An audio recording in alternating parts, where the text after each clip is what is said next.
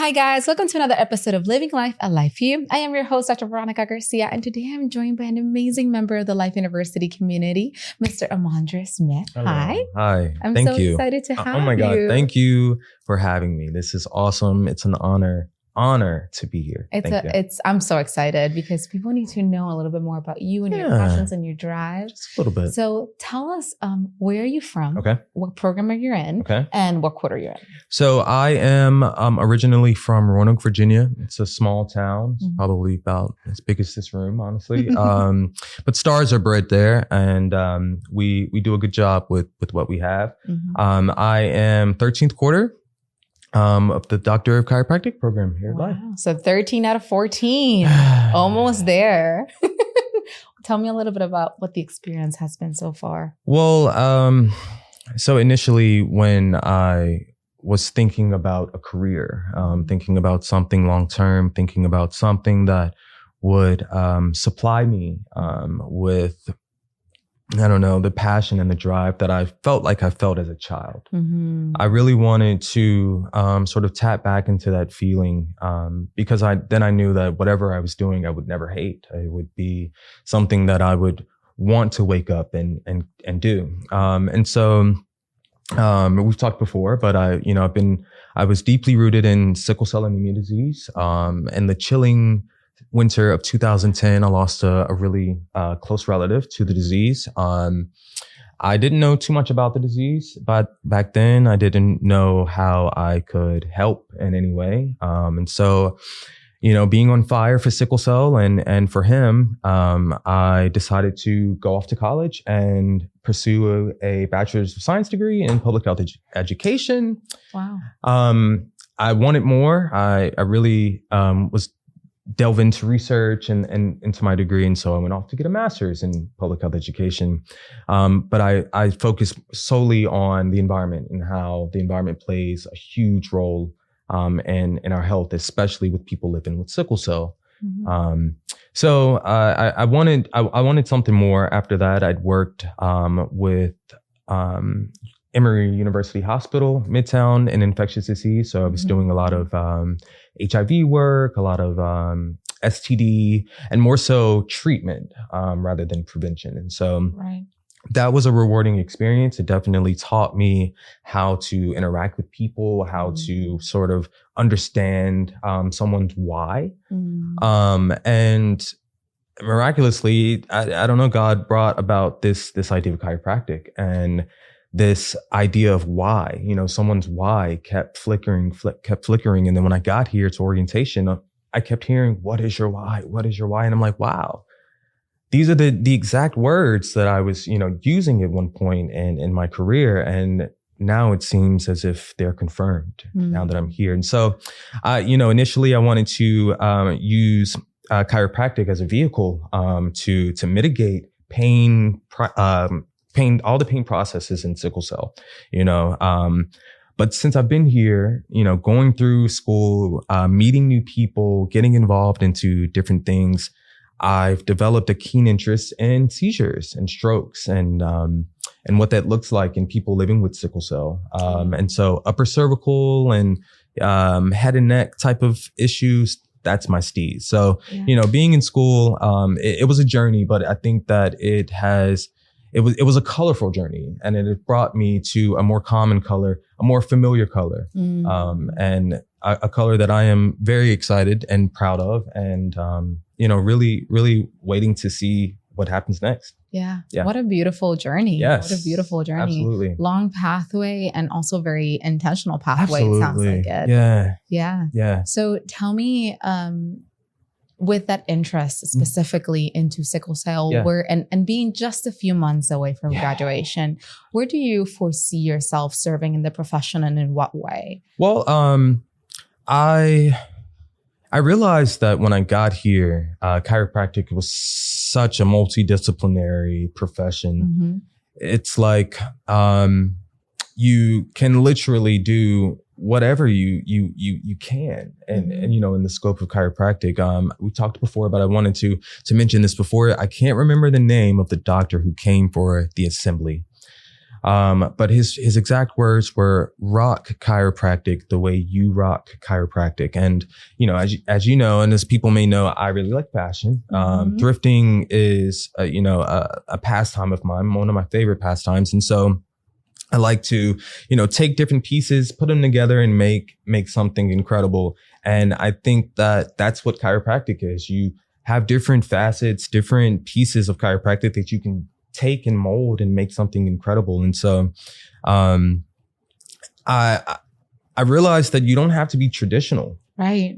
I realized that a traditional trajectory isn't necessarily, what's needed. The right one. Yeah, it may be standard, but it's definitely not what's needed. And so I find myself very interested in research and thinking empirically about what we can do, or what maneuvers we can do, or what techniques we can use, or what's going on in the world, in the realm of chiropractic, in the literature, because I don't think that we have enough. I don't think that the literature we do have is tangible enough, and it can be outdated. We've kind of progressed and developed into a time where chiropractic is not only by hand, it's an extension of your hand as well. And so, I think that's where I want to be. I think, obviously seeing patients is core. I'm doing this for people. I love the doctor-patient interaction, and I don't think that I would be as proficient in it if I didn't get my public health education degrees first. And I always thank God for that. Like, God, thank you for bringing me there and then bringing me here. You always know the steps. So I think that tradition is not for me. Yeah. So I see myself more so in a research sector. I see myself adding to the body of knowledge that we already have and pioneering some new things that people can use in the future.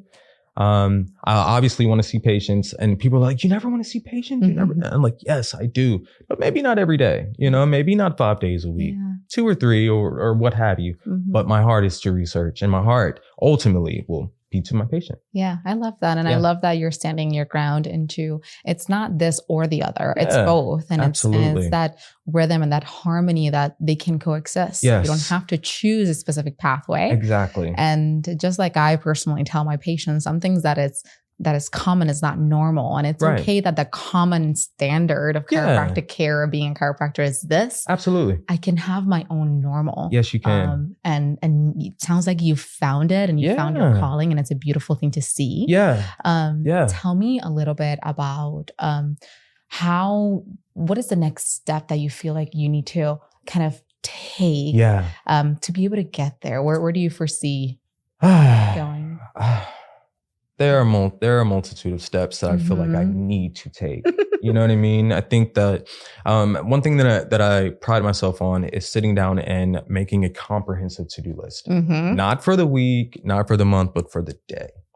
I need something structured, something orchestrated by myself, to put accountability back on me. Yeah. My next steps are robust. I mean, to put it plainly, I think that what I've been doing in preparation for graduation and sort of just getting out of this space here in Georgia, I've been looking at different fellowships, different post-baccalaureates, different research fellowships that people are having. I've seen a lot on NIH. The CDC has a few, and so that's what I'm looking to get into that piece, and hopefully be an associate. Maybe somewhere in someone's office. I would love that as well. But ultimately, what I want is my own chiropractic center, and it won't necessarily be rooted in chiropractic. I think that because I'm multidisciplinary myself, I think that it'll be helpful and advantageous to have different sectors in my space. But I want to create a safe space for people living with sickle cell disease, and there you can get your medical treatment, you can get your chiropractic treatment. If you need physical therapy, you can do that. We'll have acupuncture, we'll have massage therapy. Thankfully, I have an esthetician in my family, my little sister, and a physical therapist in my family. And so, we kind of juggle with the idea of bringing something together. My sister bringing her, wholeness with beauty, and we with wellness, and sort of, collaborating to some degree, but that's far out. But ultimately, just servicing the people of living with sickle cell disease in any way that I can. That's beautiful. Yeah. And for those that are not as familiar with sickle cell, tell me a little bit about what sickle cell is. Oh my God. I would be remiss if I didn't say anything. I'm sorry. I did not give a concise explanation about sickle cell. Sickle cell is an autoimmune disease where it causes the red blood cells in your body, which are normally thick, viscous, very oval shaped, and are easily, moving through your veins. But with sickle cell, there is an antigen that is not on the red blood cell. It's called the Duffy antigen. And because of that mutation, it causes the red blood cells to sort of sickle in like a knife crescent moon type of shape. Because of the shape, going through the veins isn't as easy. And so you'll have, occluded blood vessels. You'll have, pains in any space, and those things are called pain crises. And so when that happens, they'll do blood transfusions, or they'll, push medicines down, the throats. And I don't want to do that. I want to introduce chiropractic to these people who are dealing with this pain in an effort to again, mitigate that pain. And maybe even, I know chiropractic can't cure sickle cell. Right. But what it can do is give the disease itself, or just, I guess, the symptoms of the disease. It gives it management, and it gives it purpose. And every summer I volunteer with the Sickle Cell Foundation of Georgia. We do a camp for kids living with sickle cell, ages 6 to about 17 years old. Yeah. Obviously, I'm not licensed to do any chiropractic adjustments, but we do learn massages in our physiotherapy classes here. And, just doing those massages, is trying to basically get in the blood to move around in those spaces, helped. Yeah. It helped those students, those children. And so, I'm learning. Yeah. And it's never going to be a cap on what I can know. And I think that being here at Life University specifically has taught me that there will never be a cap on what I should know. Yeah. That's a beautiful thing. Yeah. I love that. And it sounds like, yes, you're right. It's not about a cure, but it's about a management and quality of life. Exactly. It's about being able to enjoy and kind of running back and waking up and going through gratitude, but also going through self and checking in with your body and being able to live and enjoy whatever it is that you're going to eat and how you're going to move and what you're going to see and all the things in between. And you can't imagine the amount of mental toil, it takes on them. At any point in their lives, they could just break out with a pain crisis. They could be in chiropractic school, taking a final exam, and then boom, the stress, the anxiety, just kind of working their bodies, overstimulating their bodies, and boom, they're in a crisis. And you never know how long you're down for. I remember having a kid at camp. She was 5 years old and spent 2 years in the hospital. She had a stroke, you know what I mean? And it just came out of nowhere. So you never know. So, I guess to interject, mental health is a really big piece in all of this. Absolutely. And so, I guess talking with you, I need to realize that maybe I need to, add that to the overall scheme of things. Yeah, absolutely. Yeah. I love that. Thank you. I love that you're so open to just kind of continuing this growth pattern. Absolutely. And I'm excited for what the world is going to see from you and what the profession is going to see from you. As little as we see it right now, we know that it continues moving and shaping. Oh, yeah. You never know how much you're going to impact. And it's a beautiful thing to see. The light will always be a shade brighter. It will always be a shade brighter. And I know that you're involved on campus and different organizations. Absolutely. Tell me a little bit about those. Well, I do a lot of work with Campus Activities Board. Yes. We are a governing body where we are basically servicing the bulk of the campus. There are a lot of organizations here, which I love, and I appreciate, that are tailored to more chiropractic or tailored to more graduate students. We do a good job of sort of blending the three, and making or creating events that will benefit us all. They may not be chiropractic related. You may not have a philosophical conversation while you're there, but you'll definitely have a time away. You'll get out of this space of school. I know a lot of people, being an RA for about 3 years, I know how daunting it can be to go to school, go to your room, go to school, go to your room. You're never able to, be who you are, do the things that you want to do, because you feel disconnected and so confined and encapsulated in this one space. So CAB really likes to open that space up, for everyone, whoever is on campus. And even if you're not, obviously come on back. We do a quarterly program called Chillax. It's either right before midterms or right before finals. It's really just a space where you can just come and chillax.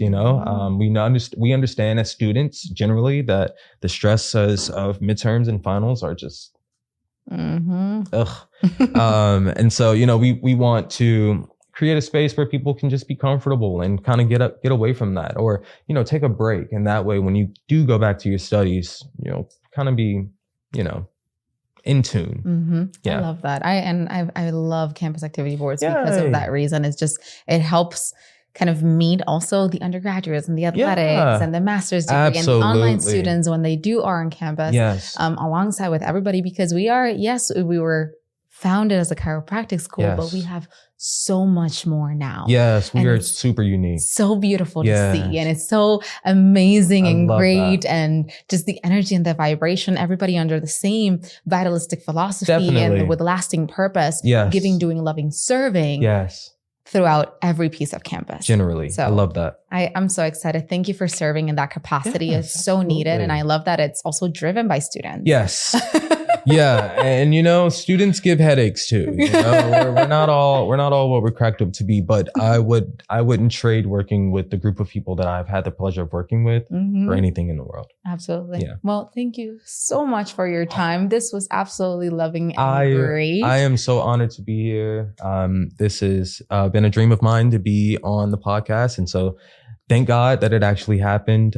Thank you for doing amazing work and for being here. And, we definitely need your type of vibes, your type of, interjections and just whatever you're willing to give, we will take. So thank you. That's so nice to say. Absolutely. Thank you so much. I'm excited for your future. Good luck on your last quarter, which is right there. I'm so excited to see you in graduation. Thank you so much. Applause so high. Thank you. So I appreciate that. And we'll see you guys on the next episode of Living Life, a Life View. Bye. Bye-bye.